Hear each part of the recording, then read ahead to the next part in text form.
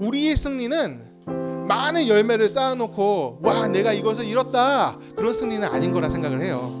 우리의 승리는 예수님이 우리 삶에서 끝까지 나타나시는 거예요. 사람의 인생을 보면은 중요한 순간이 두 순간이 있다고 그래요. 처음과 마지막이에요. 근데 많은 사람들이 그 마지막을 놓쳐요. 마지막을 놓치고 자신이 해왔던 모든 것들을 부정하는 행동을 하기도 합니다. 순전함으로 주를 따를 때 하나님의 승리가 우리 가운데 이루어집니다. 또 믿음의 눈으로 세상을 보며 의로운 길이 어딘지 우리가 알게 돼요. 그 예수님을 따라가길 원합니다. 예수님께서 우리를 인도하시면서 우리 삶에 진정으로 맺어야 되는 열매가 무엇인지 알게 하시고 또 맺게 하실 줄 믿습니다. 오늘 우리에게 주시는 주의 말씀은 마태복음 18장 1절에서 6절의 말씀입니다. 그때 제자들이 예수께 나와 이르되 천국에서는 누가 크니이까?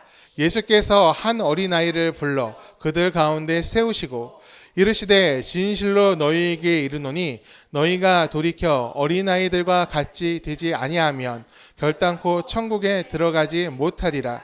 그러므로 누구든지 이 어린아이와 같이 자기를 낮추는 사람이 천국에서 큰 자니라. 또 누구든지 내 이름으로 이런 어린아이 하나를 영접하면 곧 나를 영접함이니 누구든지 나를 믿는 이 작은 자 중 하나를 실족하게 하면 차라리 연자 맷돌을 그 목에 달려서 깊은 바다에 빠뜨리는 것이 나으니라. 아멘. 2002년에 히딩크 감독이 우리나라 축구 대표팀을 맡을 때 그때 한 인터뷰가 있어요. 그때 그가 했던 말이 너무나 인상적이어가지고 제가 지금까지도 기억을 하고 있습니다. 그때 그는 이런 얘기를 했어요. 한국에서 최고의 스포츠는 축구가 아니라 야구다.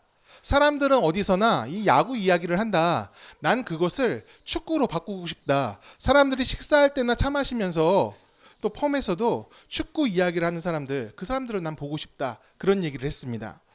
이 바람이 이루어졌을까요? 안 이루어졌을까요? 여전히 한국에서는 야구가 최고인 것 같아요. 예, 반짝 축구 떴다가 그냥 축구도 뭐 좋아하긴 하는데 야구가 최고인 것 같긴 해요. 근데 어쨌든 저는요 이 인터뷰가 인상적이었어요. 왜냐하면 이 인터뷰 안에서 그 감독 안에 있는 히딩크 감독 안에 있는 열정을 본 것 같아요. 그 열정이 축구에 대한 열정이 좀 더 대단하구나. 그 열정이 다른 사람한테 전달되기를 원하는구나. 갈망이 있구나. 전 그것을 느꼈습니다. 그리고 한 가지 이런 생각을 해봤어요. 그 축구라는 단어 빼고 거기에 하나님을 한번 넣어보고 싶다. 세상 사람들이 하나님 이야기를 하는 것을 보고 싶다. 주께서 행하신 일들과 그 뜻을 따라가는 것을 말하는 사람들이 정말 많았으면 좋겠다. 또 자주 봤으면 좋겠다. 그런 생각을 했었습니다. 이 열정에는요. 전달력이 있습니다. 사람 안에 갇혀있지 않고 그 열정은 흘러가게 되어 있어요. 신앙의 열정도 마찬가지입니다. 복음의 열정을 가진 자들이 전해서 우리나라까지 흘러왔죠. 그렇게 복음이 우리나라에 왔습니다. 그리고 오늘 우리가 하나님을 예배할 수 있는 건 열정을 가진 사람들이 그 복음을 흘려보냈기 때문이에요. 열정은 전파돼야 됩니다. 우리나라 종교 인구가 3천만 명이 넘는다고 그래요. 전 국민의 60% 이상이 종교를 갖고 있습니다. 그 중에 20%는 기독교인이라고 합니다. 종교가 쇠퇴하고 있다 뭐 이렇게 어쩌고 저쩌고 얘기를 해도 통계상으로는 지금보다 종교 인구가 많았던 적은 없습니다. 그런데도 우리 기독교가 위기라고 얘기를 하고 있죠. 종교의 위기의 시대, 종교 인구가 점차 감소하고 있다. 그런 얘기를 하고 기독교는 더 많이 줄고 있다. 그런 얘기를 합니다. 왜 위기냐고 물어보면은 숫자가 줄어들고 있어서 위기라고 말할 수도 있을 것 같아요. 하지만 진짜 위기는 그게 아니에요. 진짜 위기는 우리의 신앙이 선대의 신앙이 우리가 처음에 열정으로 받았던 그 신앙이 전달이 되고 있지 않아요. 어디로요? 다음 세대에 전달이 되고 있지 않습니다. 윗세대의 신앙이 새로운 세대한테 전달되고 있지 않은 거예요. 어린 세대들이 하나님을 알지 못하는 일들이 많이 생기고 있습니다. 신앙의 열정이 전달되지 않고 뚝뚝뚝 끊기고 있는 거예요. 어린이 주일을 맞아 오늘 그 얘기를 여러분들과 나눠보고 싶습니다. 왜 아이들이 교회에서 사라지고 있습니까? 왜 신앙이 전수되지 않고 있을까요? 예수님은 굉장히 아이들을 사랑하셨습니다. 마가복음 10장을 보면 아이들이 곁에 오는 것을 막지 말라고 얘기하세요. 왜 막지 말라고 얘기하셨을까요? 막는 사람들이 있었기 때문에 그런 거예요. 예수님의 말씀을 전하실 때 사람들은 조용히 경청을 했습니다. 그런데 아이들이 있으면 어떻습니까? 시끄럽습니다. 아이들이 말씀을 들으려고 앉기는 했는데 집중력이 어른들하고 다릅니다. 집중하지 못하고 몸을 비비틀기 시작합니다. 몸 비비틀다가 그 다음에 어떻게 돼요? 자리에서 일어섭니다. 그리고 돌아다녀요. 그리고 시끄럽게 얘기하기 시작합니다. 번잡하게 만든 거예요. 그러니까 어른들은 이렇게 얘기해요. 야, 여기 아이들 오지 마. 너희들은 나가서 놀아. 나가서 놀아. 이렇게 얘기를 했다는 거예요. 앞에 앉아있지 못하도록 만들었던 거예요. 그런데 그때 예수님은 뭐라고 얘기하십니까? 놔두라고 얘기하십니다. 저도 그래서 여기서 놔두라고 얘기합니다. 똑같은 거예요. 그러면 좀 어때요? 그때 그냥 제지하면 되지. 조금만 조용해 줄래? 곱게 얘기해도 된다는 거예요. 내쫓으면 돼요, 안 돼요? 아니에요. 아이들을 주님께서 사랑하셨어요. 그러므로 우리도 용납하면서 사랑하면서 품고 가르치는 거예요. 오늘 우리가 읽은 본문에서 제자들은 천국에서 어떤 사람이 큰 자입니까? 이렇게 물어봅니다. 왜 물어봤을까요? 큰 자가 되고 싶으니까, 높은 자가 되고 싶으니까 물어보는 겁니다. 세상에서 출세를 바라는 것처럼 하나님 나라에서도 기왕이면 높은 자리에 앉고 싶은 거예요. 지금 내가 주님께 충성하고 있으니까, 예수님을 따라다니고 있으니까 내가 받을 상급이 무엇입니까? 이렇게 묻고 싶었던 것이죠. 사실 이것이요, 나쁘다고 말할 수는 없습니다. 왜냐하면 우리 내면에 누구한테나 다 있는 잠재 욕구예요. 내 믿음의 보상이, 내 충성의 보상이 어떤 것으로 이루어질까? 그런 마음 갖는 게 나쁘다고 얘기할 수는 없는 거예요. 자신을 알아주는 사람한테 충성하는 건 그게 당연한 것 아닙니까? 그러니까 제자들이 그렇게 물어보고 있는 거예요. 하지만 예수님은 그들의 기대와 조금 다른 이야기를 하십니다. 우리 3절 4절 같이 읽어볼까요? 이르시되 진실로 너희에게 이르노니 너희가 돌이켜 어린아이들과 같이 되지 아니하면 결단코 천국에 들어가지 못하리라. 그러므로 누구든지 이 어린아이와 같이 자기를 낮추는 사람이 천국에서 큰 자니라. 아멘. 아멘. 주님께서 한 어린아이를 불러 세우셨습니다. 그리고 이렇게 얘기하십니다. 이 어린아이와 같이 되어야 한다. 이렇게 얘기하셨어요. 이 아이처럼 자신을 낮춰야 한다. 그 말씀을 하십니다. 겸손을 말씀하시는 것 같은데 굳이 이 아이까지 끌어들여야 했을까요? 겸손을 나타내려면 다른 예들은 너무나 많이 있어요. 높은 자리에 올라갔지만 그 높은 자리에 올라간 걸 자랑하지 아니하고 그것을 내려놓고 낮은 곳으로 향한 사람들이 있잖아요. 그런 사람들 얘기할 수도 있지 않습니까? 내가 비록 귀한 존재지만 다른 사람들을 똑같이 선대하는 사람들이 있잖아요. 겸손을 얘기하려면은 그런 사람들 얘기를 할 수 있어요. 많이 가졌으나 내려놓은 사람들 이야기, 그게 더 감동적이고 재밌을 것 같아요. 그런데 예수님께서는 아이를 세우셨어요. 그리고 겸손을 얘기하십니다. 왜 하필 아이였을까요? 여러분께 한 가지 질문을 하겠습니다. 여러분, 아이들이 겸손합니까? 아이들이 겸손한가? 그럼 다 아니라고 하시네요. 그렇게 생각하시는 이유가 다들 있을 거예요. 아이들은 겸손한 게 아니라 약한 겁니다. 그 약함을 아이들 스스로가 알고 있어요. 나는 작은 자다. 나는 약한 존재야. 그걸 아이들이 알고 있습니다. 나는 도움이 필요하고 어른들을 의지해야 보호를 받는다. 그것을 아이들이 알고 있어요. 아직 안 컸다는 것을 아는 것이죠. 부족한 것을 압니다. 그래서 말을 하면 아이들은 대부분 듣습니다. 가끔가다 엇나가는 애들이 있긴 하지만 그거는 소수고 말을 한 번 하면 대부분 들어요. 어른들의 말을 들어야 된다, 안 들어야 된다? 들어야 된다고 생각해요. 왜냐하면 나는 보호받는 존재니까. 그리고 그 어른들의 말을 두려워하기도 합니다. 약한 걸 숨기는 게 아니라 다 드러내는 것이죠. 왜 드러납니까? 왜 드러내요? 그래야 보호받을 수 있으니까. 아이들한테 약함을 드러내는 것은 부끄러운 것이 아닙니다. 예수님은 그것을 말씀하시는 거예요. 그 약함을 정직함이라 하시고 그 보호받고자 하는 마음을 믿음이라고 인정을 하십니다. 많은 사람들은 이 약함이 드러나는 것을 굉장히 두려워합니다. 그것을 자신의 약점이라고 생각하는 것 같아요. 그래서 숨기고 센 척해요. 약점이 없는 것처럼 행동을 합니다.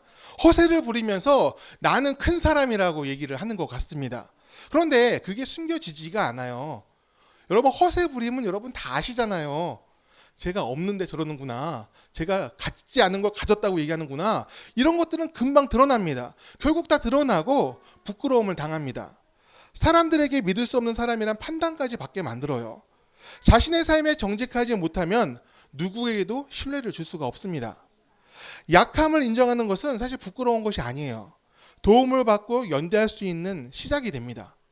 스스로의 부족함을 알면 누구와 내가 함께 해야 되는지 그것을 알게 돼요. 그리고 그 사람한테 다가갈 수 있게 됩니다. 하나님에 대해서도 그렇습니다.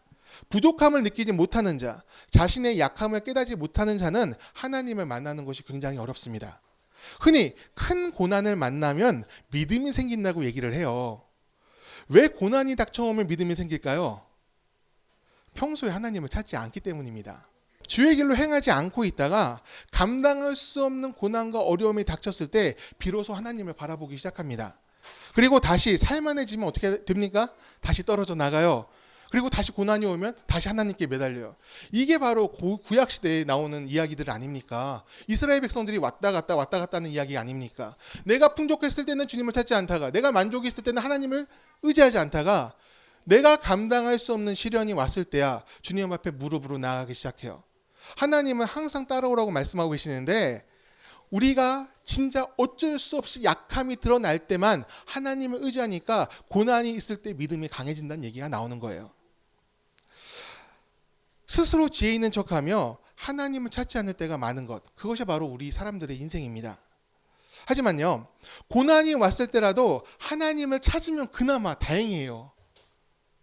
자신의 잘못과 죄악을 인정하지 않고 더 큰 아집과 고집에 빠지는 사람들도 있습니다. 성경에도 그런 인물들이 많이 나오죠. 대표적인 사람이 누굽니까? 사울왕이에요. 그는요, 끝까지 센 척합니다. 마지막 순간까지 센 척을 해요. 하나님께서 왕으로 세우셨음에도 자신의 영광을 앞에 두고 살아간 것이 문제였잖아요. 하나님이 세우셨으면 하나님을 왜 살아야죠. 왕의 직분을 행해야죠. 하지만 그는 그러지 않았습니다. 자신의 이름을 드러내기 위해서, 자신의 영광을 취하기 위해서 하나님을 이용하는 삶을 삽니다. 그것이 문제가 되어서 여러 가지 사건들이 일어남에도 불구하고 그 문제를 사울왕이 모르지 않았어요. 알고 있었음에도 불구하고 그것을 바꾸지 않습니다. 돌이키지 않아요. 계속 다윗을 탓하잖아요.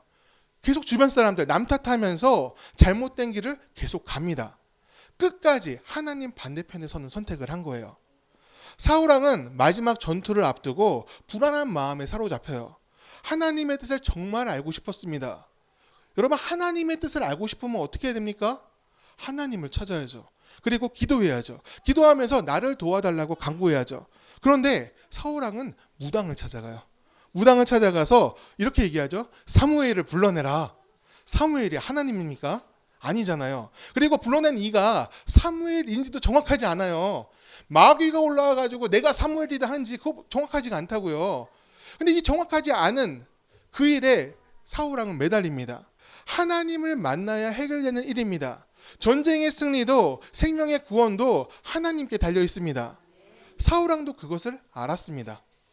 하지만 자신의 약함을 끝까지 인정하지 못한 것이죠. 그러다가 멸망의 길까지 가버리고 말았습니다. 잠언 12장 15절 말씀을 같이 함께 읽겠습니다. 미련한 자는 자기의 행위를 바른 줄로 여기나 지혜로운 자는 권고를 듣느니라. 아멘. 성경에서 말하는 이 지혜는 지식이 아닙니다. 하나님을 얻는 것, 그것을 지혜라고 성경은 말을 하고 있어요. 그래서 지혜는 아무에게나 주어지지 않습니다. 하나님을 경외하는 자, 하나님께 도움을 구하는 자, 자신의 연약함을 알고 주를 의지하는 자에게 하나님께서 지혜로 역사하십니다.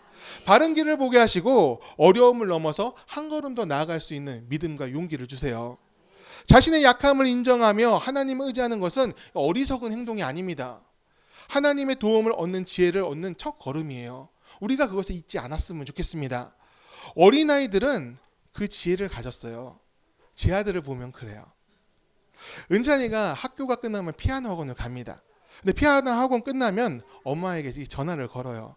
엄마, 저 학원 끝났어요? 이제 집으로 갈게요. 매일매일 꼭꼭 전화를 하더라고요. 왜 전화를 걸까요? 그래야 안전하니까. 내가 집으로 가는 걸 엄마가 알아야지 엄마가 나를 맞이할 수 있으니까. 그리고 내가 좀 늦으면 어떻게 돼요? 어머니가 찾아 나오겠죠. 그래야 안전한 걸 얘가 아는 거예요. 아이는요, 거기서 편안함을 느낍니다. 자신의 약함 때문에 괴로워하는 것이 아니라 그 약함을 얘기하니까 보호를 받잖아요. 거기서 행복과 만족을 느낍니다. 우리가 하나님 앞에서 이랬으면 좋겠어요. 그분 앞에서 우리는 항상 아이 아닙니까? 보호가 필요하고 그분 안에 있는 것이 안전하지 않습니까? 그렇다면 우리도 하나님께 전화를 해야죠. 우리 하나님, 저 지금 끝났습니다. 지금 내가 돌아가겠습니다.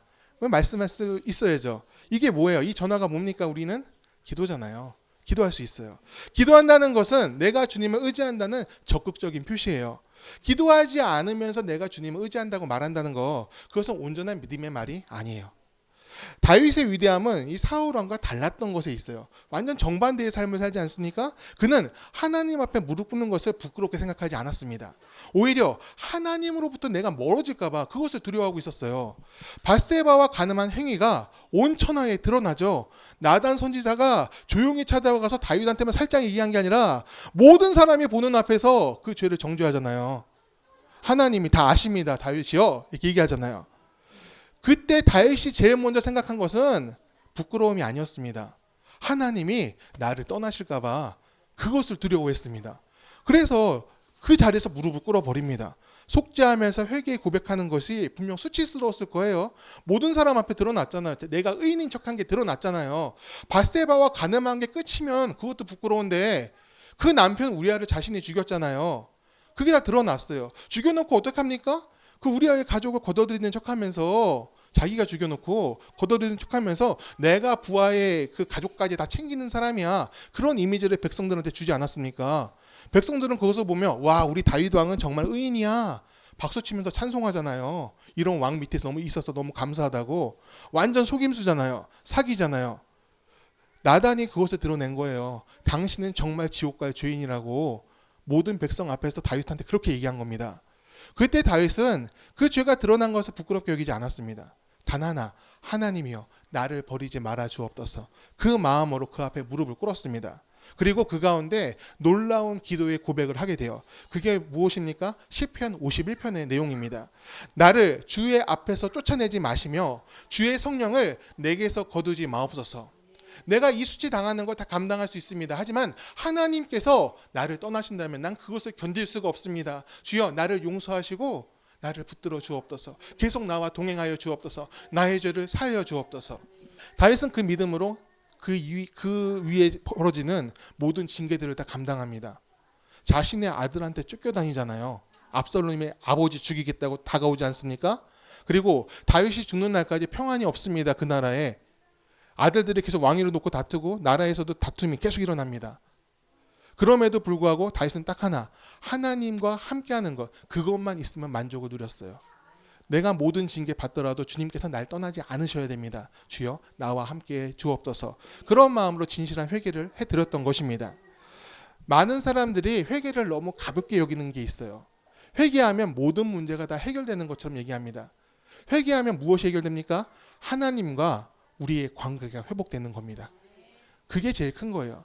그리고 만일에 우리가 죄진 것이 있다면, 잘못한 것이 있다면은 그 대가를 받아야 하는 것이 있다면, 돌이킬 수 없는 죄가 우리 가운데 있다면은 그 대가에 대해서 우리도 책임을 져야 돼요. 돌이키려는 회복의 노력을 해야 됩니다. 회개하면 끝이야라고 얘기하는 사람들이 있어요. 끝이 아니잖아요. 회복하려는 노력이 있어야 되잖아요. 그것을 주님께서 지켜보고 계세요.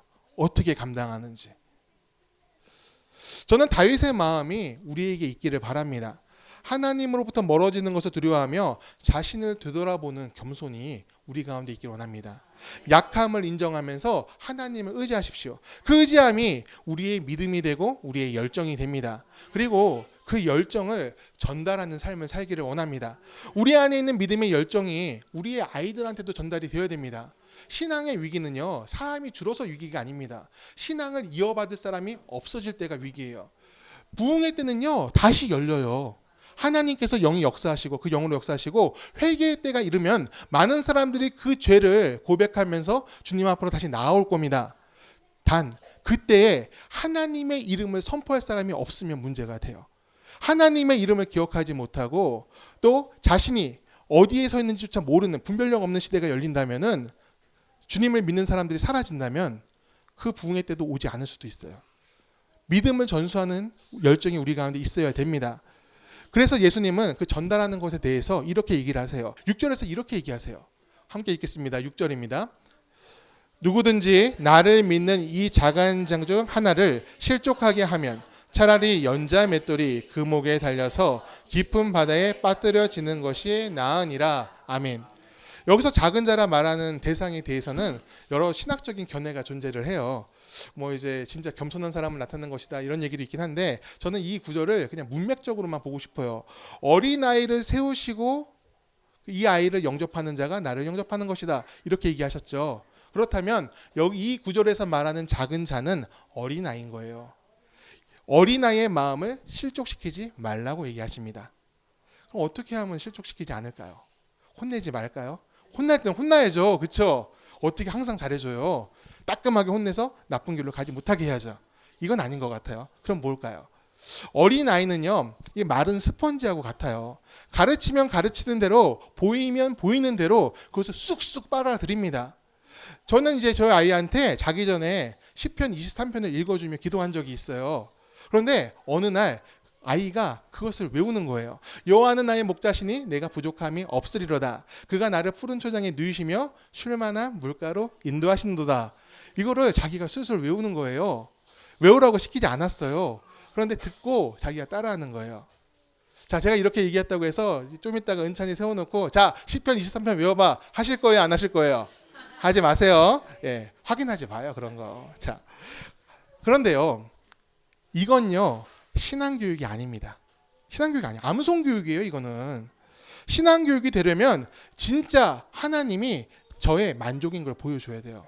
아빠가 이렇게 기도했잖아. 그러면 아빠가 그렇게 사는 걸 보여줘야 되는 거예요. 주님만 계시면 전 좋습니다. 주님이 나를 인도하시는 목자입니다. 제가 주님을 따르겠습니다. 이거를 삶에서 보여줘야지 애한테 이 믿음의 말씀이 시편 23편의 말씀이 영향력 있게 나타나는 거예요. 믿음으로 사는 모습을 보여줘야 신앙교육이 되는 것이고 아이가 따라갈 표대, 방향을 알려줄 수가 있습니다. 믿음을 가지라 말해놓고 정작 믿음의 삶을 살지 못하면 그게 바로 아이를 실족시키는 겁니다. 6절의 말씀이 그걸 얘기하고 있는 거예요. 예전에 고등부 전도사를 할 때 이 아이들을 데리고 이 학생들을 데리고 제가 축구 대회에 나간 적이 있어요. 제가 축구는 잘 못해도 데리고 나가는 건 되게 잘합니다. 가서 이제 했는데 이 축구를 많이 좋아해서 애들이 꽤 많이 모였습니다. 그래서 다들 지려고 나갈까요? 이기려고 나갈까요? 이기려고 나가는 거예요. 진짜 열심히 하는 거예요. 그런데 우리만 그렇지 않아요. 다른 교회 사람들도 다 이기려고 나왔습니다. 얼마나 신나요. 치열하게 경기를 하니까. 그런데 아이들이요. 욕을 너무 많이 해요. 축구하면서 욕을 너무 많이 하고 욕설을 막 하는 거예요. 근데 저희 교회 애들은 제가 주의를 시켰어요. 절대 욕하지 마라. 욕하면 당장 교체야. 네, 그랬어요. 그러니까 아이들이 입에 자물쇠 하나 달고 다니는 거예요. 욕을 먹으면 어떻게 돼요, 여러분? 화가 납니다. 욕을 먹으면 욕을 해줘야 돼요. 그래야지 그 화가 사라져. 근데 제가 자물쇠 채웠잖아요. 속으로 부글부글 끓는 거예요, 애들이. 애들이 저한테 와서 막 항의를 합니다. 전도사님, 쟤네들이 저희한테 막 욕을 해요. 우리도 같이 욕하면 안 돼요? 이렇게 하는 거예요. 제가 노 했어요. 안 돼. 이건 아니야. 교회에서 하는 대회잖아. 욕 먹었다고 해서 욕해주면 안 되는 거지. 이런 얘기를 했어요. 대신에 내가 가서 말하고 올게. 그렇게 얘기했어요. 아이들한테 가서 얘기하는 건 좀 이제 월권 같아가지고 담당 전도사를 찾아갔어요. 상대교회. 그래서 얘기했어요. 아이들 욕설이 너무 심하다고 좀 단속을 하셔야 될 것 같다고. 그런데 이 전도사의 말이 너무 가관이었어요. 쟤들은요, 제가 통제할 수 없는 애들이에요. 교회 애들은 아니고 이 축구 때문에 잠깐 왔어요. 이런 얘기를 하는 겁니다. 사실 그건요, 저도 마찬가지였어요. 우리 교회 애들이, 우리 팀 애들이 전부 다 교회 다니는 애 아닙니다. 축구 대회 한대 그러면서 교회 한번 데려오는 거예요. 예배 3번 드리면 선수로 뛸 수 있어. 이런 식으로 조건 걸어가지고 애들 선수로 만든 거예요. 똑같은 조건인 거예요. 그런데 통제도 못하면서 데리고 오면 됩니까? 안 됩니까? 안 되잖아요. 이게 안 되는 거잖아요. 안 되는 거예요. 그런데 왜 데리고 나옵니까? 이겨야 하니까 데리고 나온 거예요. 쟤들 축구 잘하잖아. 쟤들 데려가면 이길 수 있어. 실력이 좋으니까 데리고 나온 겁니다. 결국 경기가 과열됐어요. 계속 욕먹는 우리 아이들 어떻게 됐을까요? 화가 나가지고 주먹까지 쥐었어요. 때리진 않았어, 다행히. 근데 이제 그 험악한 분위기 있지 않습니까? 그렇게 되어버리고 그런 장면이 연출되었습니다. 여러분, 이건 누구 책임일까요? 이 아이들 책임일까요? 어른들 책임입니다. 승리라는 결과 때문에 옳은 방향을 가르쳐주지 않았습니다. 교회에서 말하는 승리는 이 세상에서 말하는 승리와 달라야 됩니다. 세상은 결과를 놓고 승리를 말하지만 교회는 또 하나님의 사람들은 과정을 놓고 승리를 말해야 돼요. 하나님의 뜻대로 선함과 정의, 또 긍휼로서 승리를 만들어 가야 됩니다. 비록 이게 오래 걸려요. 그 길이. 또 희생이 필요합니다. 그냥 되지 않습니다. 하지만 그럴지라도 포기하면 안 됩니다. 그게 바로 예수님의 복음이라서 그래요. 우리는 복음을 품은 자 아닙니까? 그렇다면 복음으로 이 세상을 살아가야 돼요. 오늘날 우리나라의 혼란은 그 옳은 과정을 포기했기 때문에 초래된 것 같아요. 저는 걱정 너무 많이 돼요. 우리나라 이러다 망할까 봐. 여러분 그렇지 않습니까? 분열하는 나라가 번성했다는 얘기 들어본 적이 없습니다. 여러분 역사 좋아하십니까? 전 역사 굉장히 많이 좋아해요. 역사책도 많이 보고 세계사도 보고 우리나라 역사 다 깨고 있어요. 그런데 단 한 번도 분열하는 나라가 잘 됐다는 얘기 본 적이 없습니다. 그런데 우리나라 지금 엄청 분열하고 있잖아요. 옳고 그름은 중요하지 않습니다. 네 편 내 편이 중요하잖아요. 그걸 위해서 모든 것을 다 걸고 있지 않습니까? 같은 나라 안에서 벌어지는 분열이에요.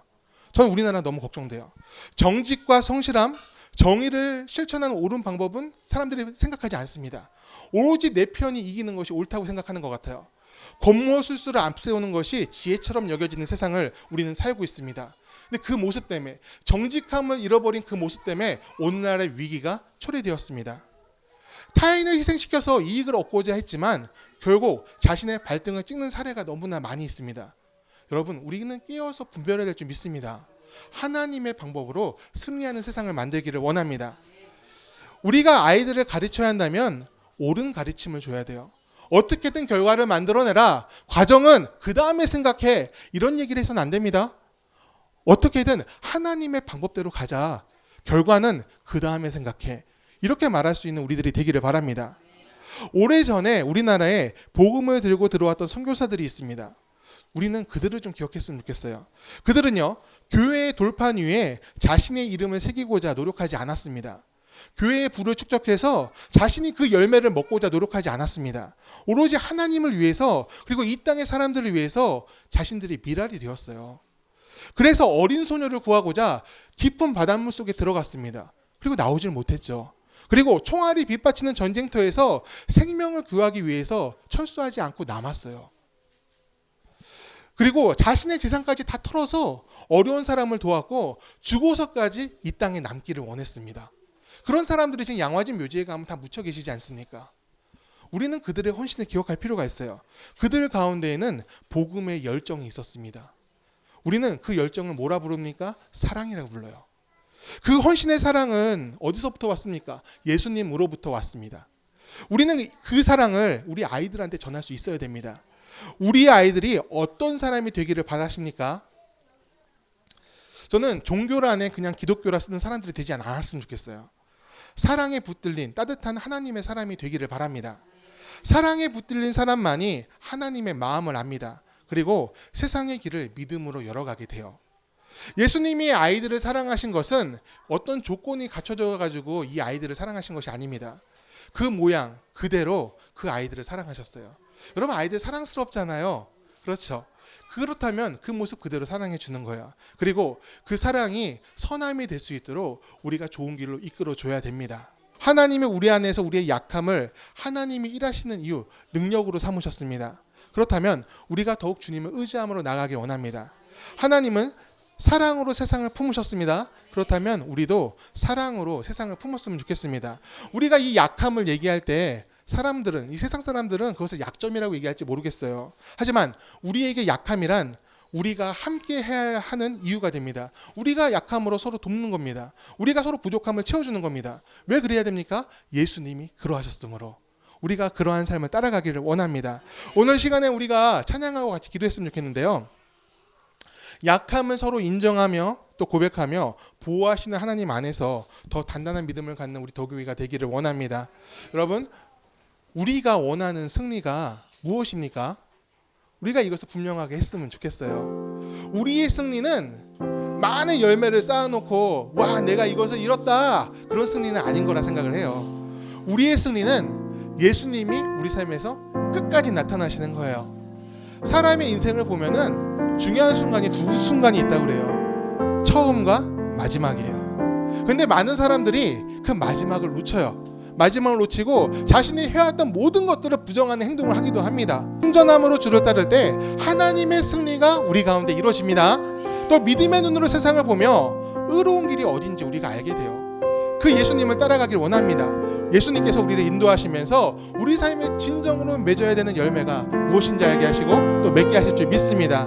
오늘 약할 때 강함 되시는 주님, 그 주님을 바라보며 찬양하기를 원합니다. 우리가 이 약할 때 강함 되신 주님을 찬양할 때 우리의 믿음이 모두에게 흘러갈 수 있기를, 열정이 흐르는 축복의 통로가 되기를 간절히 축원합니다. 찬양합니다.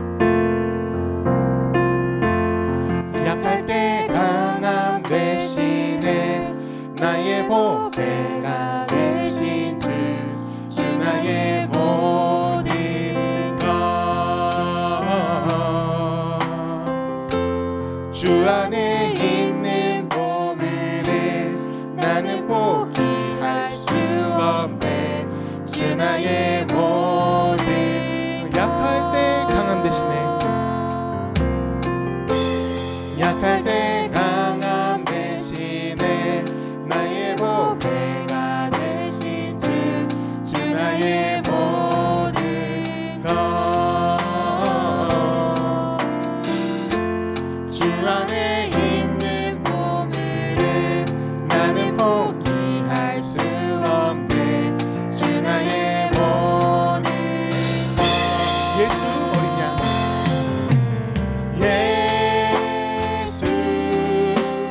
어린 양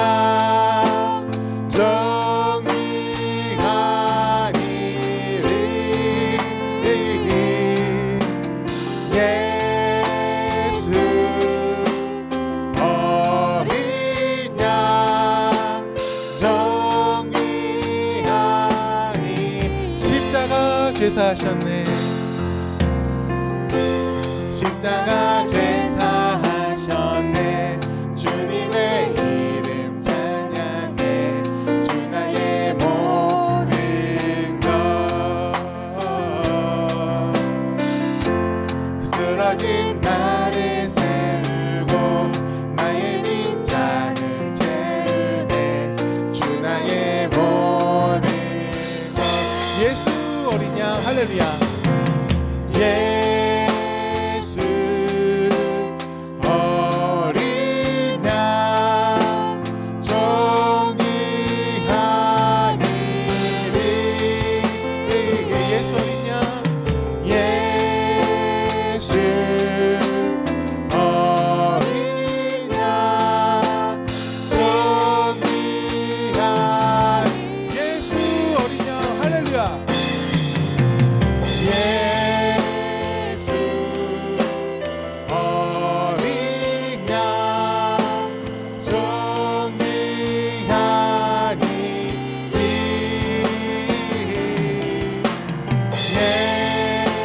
예수 어린 양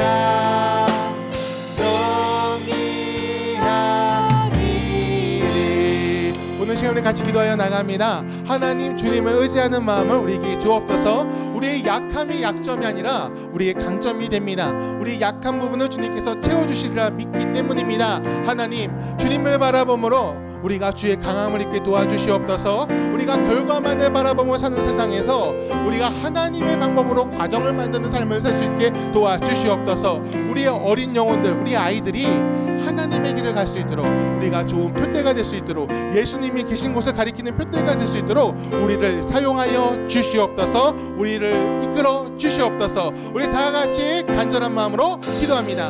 은혜로우신 주님 아버지 성령께서 함께